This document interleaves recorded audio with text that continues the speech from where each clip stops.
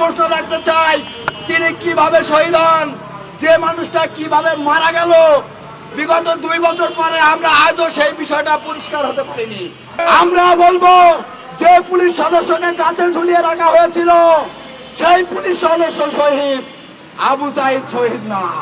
আমরা যখন পরিষ্কার হব আবু সাঈদের সঠিক মৃত্যুর কারণ, তখন নতুন ধারা বাংলাদেশ এনডিপি এবং নতুন প্রজন্ম সিদ্ধান্ত নেবে তাকে শহীদ বলবে নাকি জঙ্গি বলবে।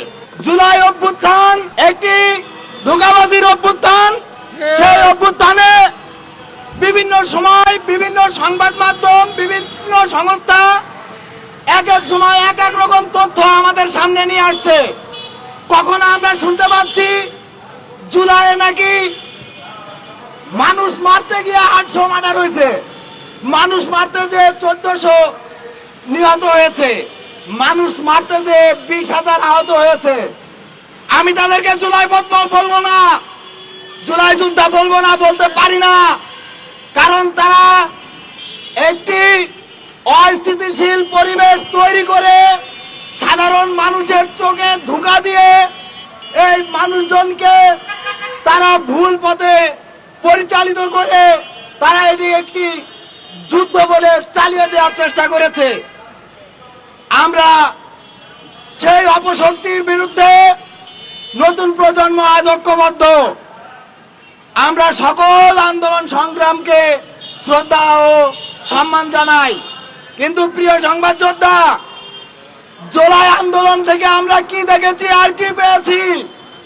ধোঁকা বাজি ছাড়া আমরা আর কিছুই পাই নাই।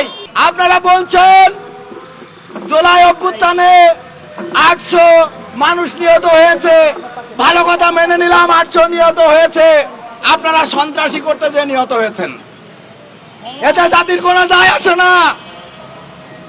তারপরেও আপনারা যেহেতু বলছেন নিহত হয়েছেন, আমরা আজ 2 বছর পার হয়ে যাওয়ার পরেও এই 800 নিহতর কোন সঠিক ময়না তদন্ত আমাদের সামনে আসে নাই, জনগণের সামনে আসে নাই।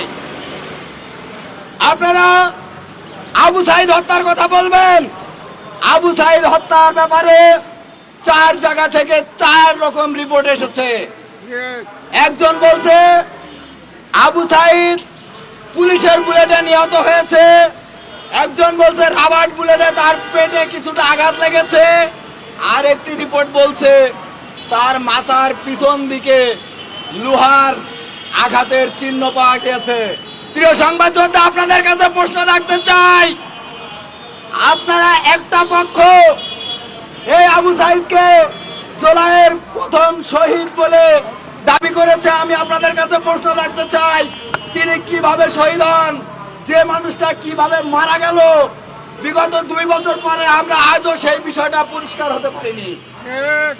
আমরা যখন পরিষ্কার হব আমরা জানতে পারবো আবু সাঈদের সঠিক মৃত্যুর কারণ, তখন নতুন ধারা বাংলাদেশ এনডিপি এবং নতুন প্রজন্ম সিদ্ধান্ত নেবে তাকে শহীদ বলবে নাকি জঙ্গি বলবে।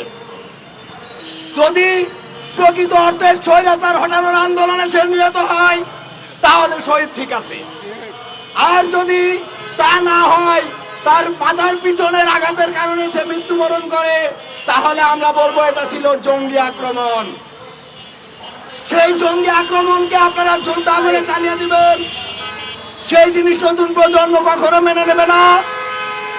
আজকে নতুন প্রজন্মের প্রতিনিধি হিসেবে বলতে চাই, যে দাবিটি নিয়ে এখানে আমরা দাঁড়িয়ে আছি, এই দাবি আপনার, আমার, আমাদের সকলের।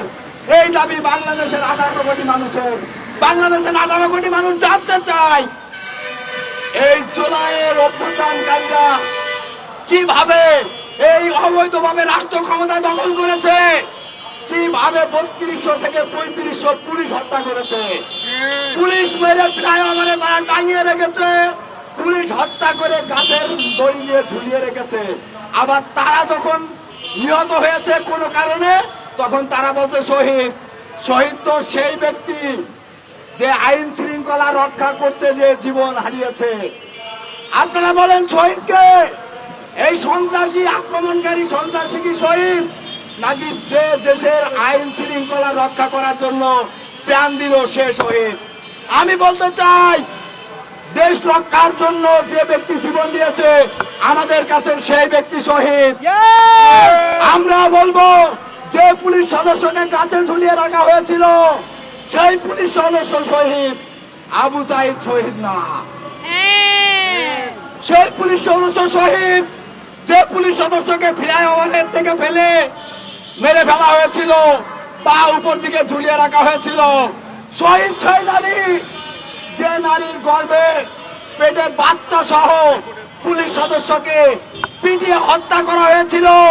অনুনয় বিনয় করে বলেছিল, আপনারা আমাকে মারবেন না, আমি অন্তঃসত্ত্বা মহিলা। এই জঙ্গিরা সেই নারীর কোনো কথা শোনেনি, সেই নারীর তলপেটে আঘাত করেছে, সেই নারীকে হত্যা করেছে।